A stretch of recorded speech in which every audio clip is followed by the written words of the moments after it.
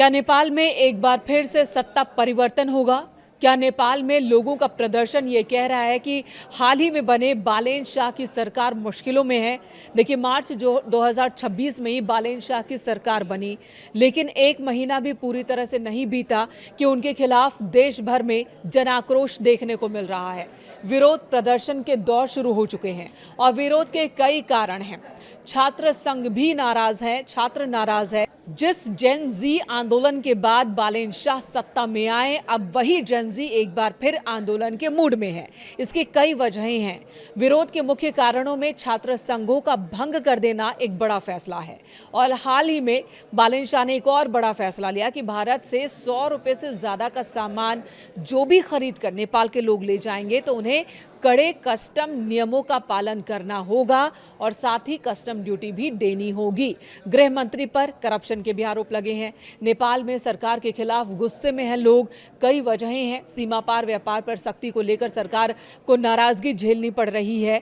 बालेन शाह की सरकार ने अभी ये फैसला लिया है कि भारत से 100 नेपाली रुपए से अधिक की कोई वस्तु अगर कोई व्यक्ति ले जाता है तो उसे कड़े टैक्स नियमों का पालन करना होगा। सीमावर्ती क्षेत्रों में भारी रोष है। छात्र संघों को भंग कर दिया उन्होंने। सरकार द्वारा छात्र संगठनों को खारिज करने के फैसले से छात्र और युवा सड़कों पर उतर आए हैं। वहीं गृह मंत्री पर भी उन्होंने कई गंभीर आरोप लगाए। गृह मंत्री सुदन गुरुंग पर मनी लॉन्ड्रिंग के आरोप लगे हैं, अवैध संपत्ति के गंभीर आरोप लगे हैं, जिससे सरकार की ईमानदारी पर सवाल उठ रहे हैं। ये छात्रों की ओर से, नेपाल के नागरिकों की ओर से विरोध किया जा रहा है इस मसले पर। क्या नेपाल की सरकार फिर से मुश्किलों में है? क्या नेपाल में एक बार फिर सत्ता परिवर्तन होगा? आखिर नेपाल के लोग सड़कों पर क्यों उतर आए हैं उस सरकार के खिलाफ जो एक महीने पहले ही लगभग बनी है?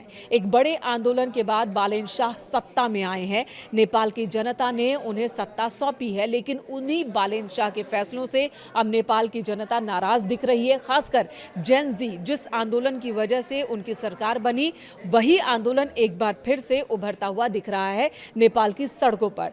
नेपाल में राजधानी से लेकर दूसरे शहरों में सड़क के अंदर प्रदर्शन हो रहा है तो सदन के अंदर भी प्रदर्शन हो रहा है। सड़क से लेकर सदन तक मौजूदा सरकार का विरोध हो रहा है। कौन कौन से बड़े फैसले हैं जिसकी वजह से सरकार को विरोध का सामना करना पड़ रहा है, ये जान लेते हैं। अभी हाल ही में एक बड़ा फैसला लिया गया बालेन शाह की ओर से कि सीमा पार के व्यापार पर सख्ती से कानून को लागू किया जाएगा। सरकार ने यह फैसला लिया है कि भारत से 100 नेपाली रुपए से अधिक की कोई भी वस्तु खरीदने पर कड़े टैक्स नियमों का पालन करना होगा। उन्हें कस्टम ड्यूटी देनी होगी नेपाल के लोगों को, जो कि 80% तक जा रही है, जिसकी वजह से भारत से जो खरीद करते थे नेपाल के लोग, सस्ते दामों पर जो सामान मिल जाया करता था वो अब वहाँ महंगी हो जाएंगे, जिसकी वजह से वहाँ पर खासकर सीमावर्ती क्षेत्रों में बहुत नाराजगी इसे लेकर। छात्र संघों को भी भंग कर दिया। सरकार द्वारा छात्र संगठनों को खारिज किए जाने के फैसले का छात्र विरोध कर रहे हैं। युवा सड़कों पर उतर आए हैं। वहीं मौजूदा गृह मंत्री पर करप्शन के आरोप लगे हैं। सुदन गुरुंग पर मनी लॉन्ड्रिंग के आरोप लगे, अवैध संपत्ति के आरोप लगे हैं, जिसकी वजह से भी सरकार की ईमानदारी को लेकर अब लोगों में सवाल उठ रहा है। जेन जी का विरोध सबसे ज्यादा झेलने को मिल सकता है बालेन शाह की सरकार को, क्योंकि सरकार की नीतियां युवाओं के खिलाफ है, ऐसा इनका मानना है। आम नागरिक काठमांडू समेत प्रमुख शहरों में प्रदर्शन कर रहे हैं। प्रदर्शन केवल सड़कों तक सीमित नहीं है, बल्कि प्रशासन के केंद्र सिंह दरबार तक पहुंच चुके हैं। बढ़ते असंतोष के बीच सरकार की स्थिरता को लेकर भी सवाल उठाए जा रहे हैं। बालेन शाह, जिन्होंने मार्च 2026 के अंत में ही नेपाल के प्रधानमंत्री के पद को संभाला, एक शपथ ली, अपनी सरकार के गठन के कुछ ही हफ्तों के भीतर कई साहसिक और विवादित फैसले लिए।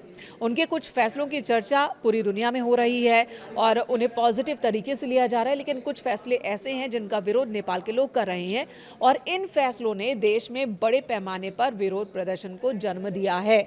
बालेन शाह के सबसे चर्चित और विवादित फैसलों की बात कर लें तो छात्र राजनीति को लेकर जो उन्होंने प्रतिबंध लगाने का फैसला लिया। सरकार ने विश्वविद्यालयों और शैक्षणिक संस्थानों में राजनीतिक दलों से संबंध छात्र संघों को भंग करने का आदेश दे दिया। सरकार का तर्क है कि शैक्षणिक संस्थान राजनीति का अखाड़ा नहीं बनने चाहिए, बल्कि यहाँ पर शिक्षा को बढ़ावा मिलना चाहिए, बच्चों को पढ़ाने पर फोकस होना चाहिए।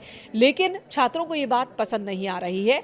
इसके विकल्प के रूप में गैर पक्षपाती छात्र परिषदों के गठन का प्रस्ताव जरूर सरकार की ओर से दिया गया, लेकिन ये मंजूर नहीं है युवाओं को। वहीं सीमा शुल्क की बात हमने की ही कि भारत और नेपाल के बीच में खासकर सीमावर्ती इलाके में वहाँ पर बड़े पैमाने पर व्यापार होता है भारत और नेपाल के बीच, और ये रोज़मर्रा का व्यापार होता है। नेपाल के लोग भारत आते हैं, जो सामान उन्हें यहाँ सस्ते लगते हैं वो खरीद कर ले जाते हैं। नेपाल के लोग भारत में जाते हैं और वहाँ से सामान लेकर आते हैं, और इसे लेकर नियम भी है, लेकिन अभी तक सख्ती से इसे लागू नहीं किया गया था, लेकिन अब इसे अनिवार्य किया जा रहा है। सीमा शुल्क को अनिवार्य किया गया है और इस फैसले से सीमावर्ती क्षेत्रों के निवासियों में भारी नाराजगी है, क्योंकि वे इसे दैनिक जरूरतों के लिए भारतीय बाजारों पर निर्भर है और अब उनका जो महीने का खर्च है वो कहीं ज़्यादा बढ़ जाएगा। इस वजह से भी उनका विरोध हो रहा है। साथ ही एक और फैसला जिसे लेकर बहुत विवाद हुआ कि कक्षा 5 तक की औपचारिक परीक्षाओं को समाप्त कर दिया गया। विदेशी नाम वाले स्कूलों को अपना नाम बदलने का निर्देश दिया गया, इसे लेकर भी विवाद हुआ। करप्शन के खिलाफ अभियान पद संभालते ही उन्होंने पिछले 20 वर्षों के सार्वजनिक अधिकारियों की संपत्ति की जांच के आदेश दे दिए। उच्च स्तरीय न्यायिक पैनल का गठन कर दिया और इसी कड़ी में पूर्व प्रधानमंत्री केपी शर्मा ओली की गिरफ्तारी भी शामिल है। सरकारी सेवा का गैर राजनीतिकरण उन्होंने किया। सिविल सेवकों और शिक्षकों के लिए किसी भी राजनीतिक दल से संबंध होने पर रोक लगा दी गई। सरकारी संस्थानों से राजनीतिक झंडे हटाने के आदेश दिए गए। इन फैसलों के अलावा गृह मंत्री सुदन पर जो करप्शन के आरोप लगे, जिसकी वजह से सरकार की छवि को लेकर सवाल खड़े हो रहे हैं और लोगों में विरोध बढ़ता ही जा रहा है। हालांकि कुछ सकारात्मक और सुधारवादी फैसले भी बालेन शाह ने लिए हैं और इन फैसलों में कई हैं जिनकी चर्चा विदेशों में भी हो रही है। करप्शन के खिलाफ महाअभियान की शुरुआत की, पूर्व दिग्गजों की गिरफ्तारी की। एक तरफ इसे लेकर यह कहा जा रहा है कि राजनीतिक अस्थिरता बन सकती है, लेकिन दूसरी तरफ यह भी कहा जा रहा है कि राजनीतिक सफाई कर रहे हैं वो और करप्शन के खिलाफ जीरो टॉलरेंस की नीति अपना रहे हैं, जो नेपाल के लिए भविष्य के लिए अच्छा हो सकता है। तो कुछ लोग इसकी तारीफ भी कर रहे हैं। संपत्ति की जांच के आदेश उन्होंने दिए। पिछले 30 वर्षों में सार्वजनिक पदों पर रह रहे अधिकारियों और नेताओं की संपत्ति की जांच के लिए उच्च स्तरीय न्यायिक समिति का उन्होंने गठन किया। इसका विरोध बड़े स्तर पर जरूर हो रहा है, लेकिन अगर हम आम नागरिक की बात करें तो उन्होंने बड़े स्तर पर इस फैसले का स्वागत भी किया है। लेकिन हाल फिलहाल जो बड़े फैसले लिए गए हैं बालेन शाह की ओर से, उसे लेकर लोगों में बहुत नाराजगी है और ये कहा जा रहा है कि मुमकिन है कि बालेन शाह के जो क्रांतिकारी कदम है उसकी वजह से उन्हें आने वाले दिनों में एक बड़ी परेशानी का सामना करना पड़ सकता है।